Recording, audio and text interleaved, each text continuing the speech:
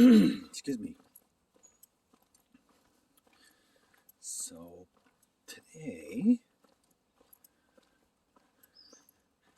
we're going to talk about that horribly embarrassing subject of porn.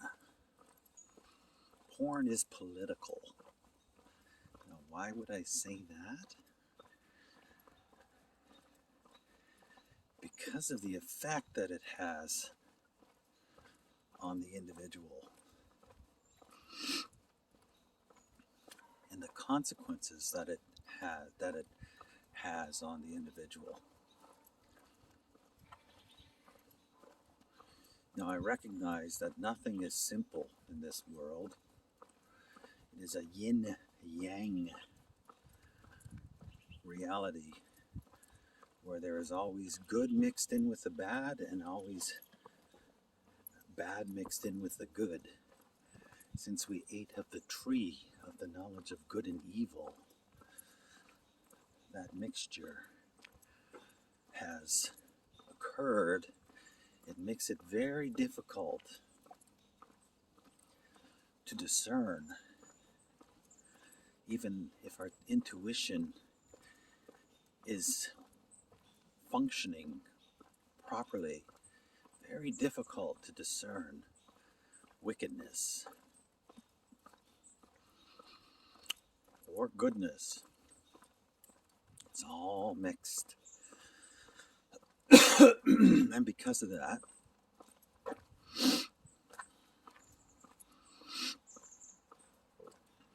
we make lots of errors in this regard.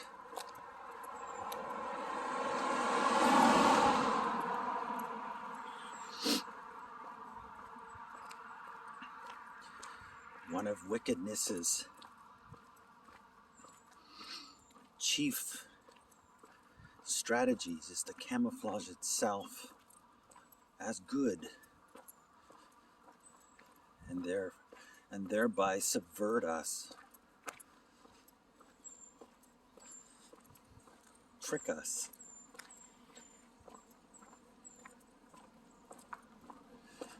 By all means possible.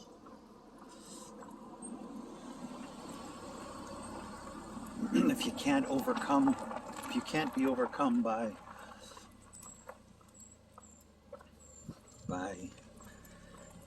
well, most people can't be overcome by wickedness. Most people are overcome by misapplied goodness.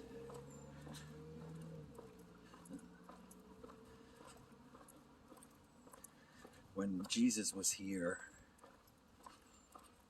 he reserved his ire, his wrath, not for the wicked, not for the fallen, but for those who believe themselves to be upright, good and upright, moral citizens. Those were the ones that Yeshua had harsh words for. So for me, porn was and has been a curse and a blessing. I discovered it when I was very young. One of my friends' father had it, and we thought it was a joke. Of course, it wasn't a joke. The profound effect it had on my mind shaped my sexuality from the get-go, put all sorts of bizarre impulses and intuitions. It cleaved my desire for romance and companionship. Those two, romance, companionship, and my sexuality, it cleaved those two streams asunder, because sex is more or less a morally neutral behavior that can be used both for the good and for the ill. But I mean, actually, in fact, romance and companionship can be used for the good or for the ill.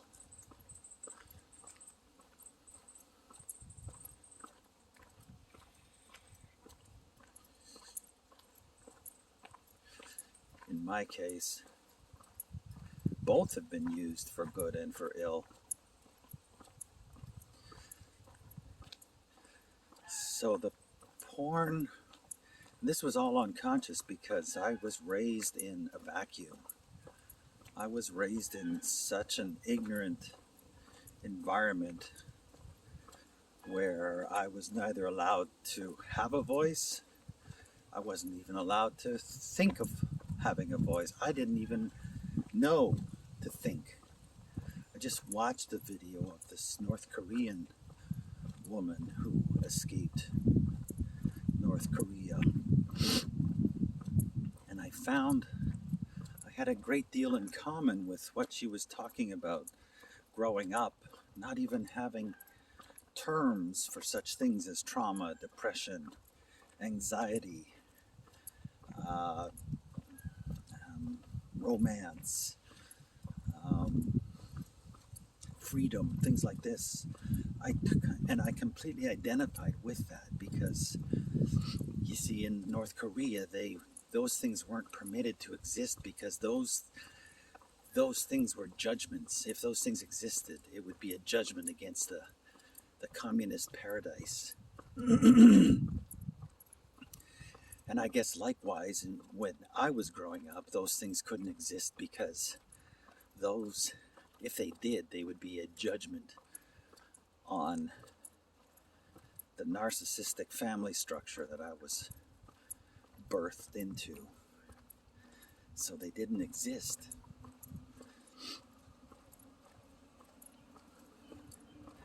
Thought crimes, and this was all done not like in North Korea. I mean, I imagine in North Korea it was a conscious thing. In my family structure, it was all unconscious. It just existed. It was never spoken of. So when I discovered porn,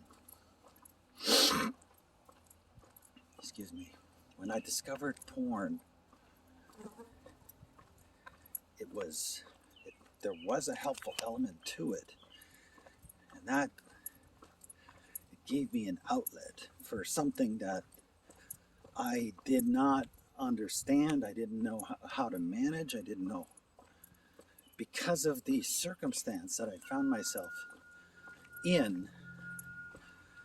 At least porn gave me direction, which was the positive in the negative of what porn would eventually do to me and subvert in me.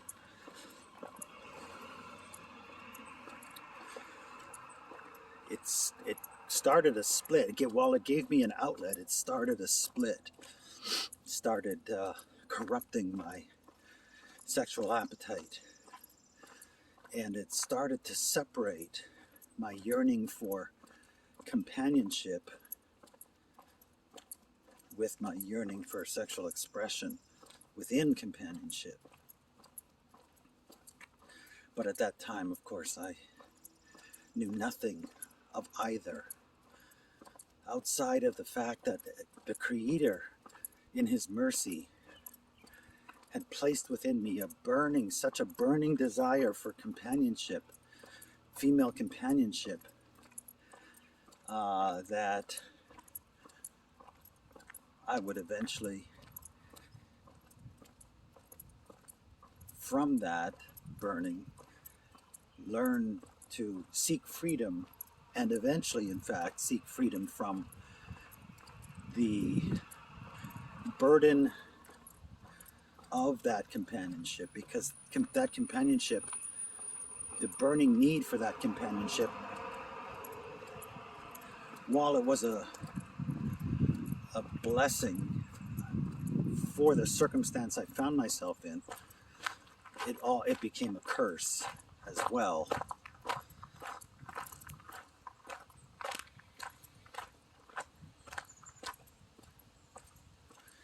So porn is political. What do I mean by that? Porn, when you become addicted to it, and it shapes your appetites, what it also does is it shapes your worldview. It begins to permeate your entire being, your entire modus operandi. You begin to see the world through that lens. You see people through that lens. Reality takes a second place to the fantastical reality that you view and imprint yourself with on the deepest level. Because sex, you might say, is the doorway to, that's where the spiritual, the abstract world meets the physical world. And so it shapes your worldview. It shapes your view of both the spiritual and the practical.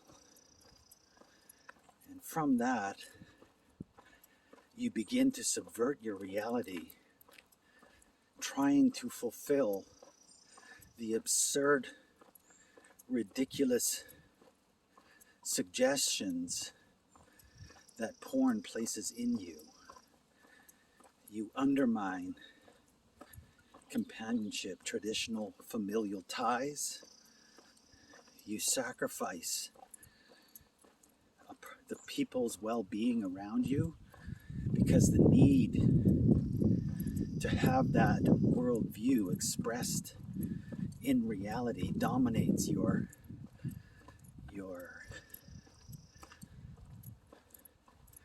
activities.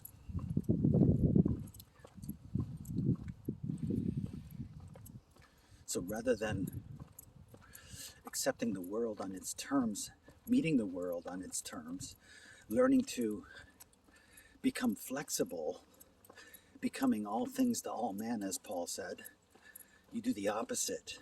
You seek to coerce the world into your terms, force the world to meet you on your terms. And this brings about a great deal of heartache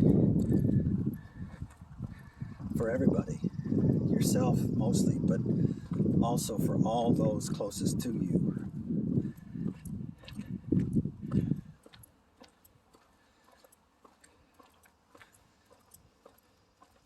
This is probably why the ruling class, knowing it has this effect, why it is pervasive. It weakens the bonds of family, weakens the bonds between a man and a woman in a covenantal, traditional style relationship. And where there are weak families, there are weak men, weak women. Where there are weak men and women, there are weak children. And this gives more power to the centralizing state. It weakens the church. It weakens all significant power structures outside of the state. It actually weakens the state as well in the long term, but in the short term, it strengthens its position. And so the state being short-sighted, and by its nature, by its design, looking toward the government of the physical, it cannot address these long-term matters, especially now that the Western democratic styled system, it's even more vulnerable to not taking into account long-term matters. The modern state is by necessity, by design, paranoid and delusional because it has no mandate from heaven. So whether it's extreme left or extreme right, it is paranoid and delusional by design and must see all behavior that bonds us to others without the intervention of the state as a threat to the state's existence. Porn breaks these bonds down, makes us much more compliant to the state. And in men, the worst part about it is that it subverts your attraction toward a beloved, your sexual attraction toward a beloved. It compromises it in many different ways, leading to a sexual ambivalence about one's own appetite and one's own self, because porn is corrosive, it's progressive. And so what I found exciting at 20, I did not find exciting at 40. I needed, the law of ever diminishing returns. I needed stronger and stronger, more perverse, more compromising images until you are open to things that are so ghastly that had you seen those images at 20, you would have recoiled, but then in seeing them at 40, you're actually attracted to them. So it undermines a man's sense of self-esteem. It undermines a man's prowess and his virility, his potency. I mean, even what is called straight porn, it puts you in this docile, passive position where you are not the man who has the woman. No, you are the man who isn't even given the right to be in the room. You're viewing it through a screen, so you're being subtly and silently accused of cowardice. You don't even have enough courage to be in the room, and you don't actually get the woman. You're watching other men take a woman, and so you are getting off on watching another man get the object of desire. On top of that, there's a subtext of you being in relationship with men, because it's men that make the porn and offer you the porn. So men who possess power, potency, opportunity, access, are throwing you a bone. It is their sexuality that you are actually enjoying and being deceived by being focused, being given a female form to focus on, when really it's homoerotic. Porn is fundamentally homoerotic. Men being sexual, inviting other men to share in their sexuality with them. see where I'm going with this? So all porn for men leads to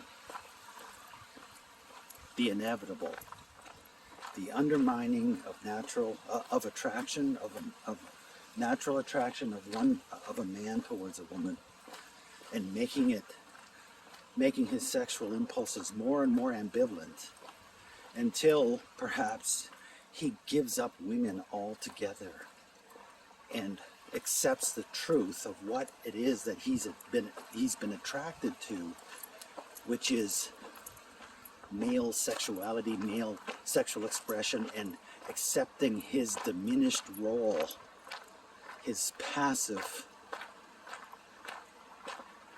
cuckolded role. He accepts that he is a dog at best, eating the scraps of empty sexual images thrown from another man's table for him to indulge in. That's the downside of it. The upside of it, in my case, where am I at? Okay. The upside of it in my case, being raised in such blind ignorance and having nothing else, and because therapy had so utterly failed and collapsed as a legitimate, efficacious exercise in self-discovery, while porn inevitably led me into greater and greater sexual ambiguity, it also coincided with the truth of the damage that was done in me as a young person, because I had been subject to sexual violence and abuse by men directly, and they had used me in a manner that men interact with women, in the manner in which men interact with women. I was used in that way. I already had that imprint within me as a child, and so porn served this double function of corrupting me, but it also had this power of resonating with the submissive, gelded identity that these powerful adults in my life had put in me to destroy me. So porn, yes, it destroys a man's masculinity, but in my case, my masculinity had been destroyed anyways, and the pain of that had created so much denial that I was dissociated from myself. So porn, while it was a corrupting influence, also at the same time was a tool that I was unconsciously using to get to the root of this identifying construct that had been put in me through sexual violence. And when those two forces coincided, I was able to see the truth of what porn was, and also the truth of this inner shame, this image of myself, the value, the worth that these men had put into me as a child, I could see that those two things were identical. So I was able to break through the denial, through this ghastly, corrosive habit. So it was used and became, while it was destroying my relationships and destroying me, it was necessary to break me down to where I could identify the source of my sexual sickness. And once I had done that, the need for it, the need for porn, went away. It became repellent. I mean, I still have yearnings, of course, not for porn, but for now my yearnings are being reintegrated with my yearnings for companionship, my need for a woman. There's all this outside external suggestible images are dissipating. They're becoming forgotten. They're fading away into the black hole of forgetfulness. And what is emerging from that is now an integration of my yearning for female companionship, faithfulness, monogamy, and sexual expression. So that, fortunately, is looking to be the end result. Now, I have damaged myself significantly, and will have to always be aware of how susceptible I am to image, and remember constantly what was done to me as a child that has programmed me to be susceptible to this vile use of sexual expression. Excuse me. But that work is done, and porn had it was a two-edged sword. In my case, there was an actual therapeutic use. So you see, because God uses all things for good for those who love him. He uses all things. All that we can bring. The only thing we contribute to our salvation is the sin that we bring to it. And then God takes that and manifests goodness from it. He changes the meaning. Literally flips the script. What Lucifer means for wickedness, God intends for good.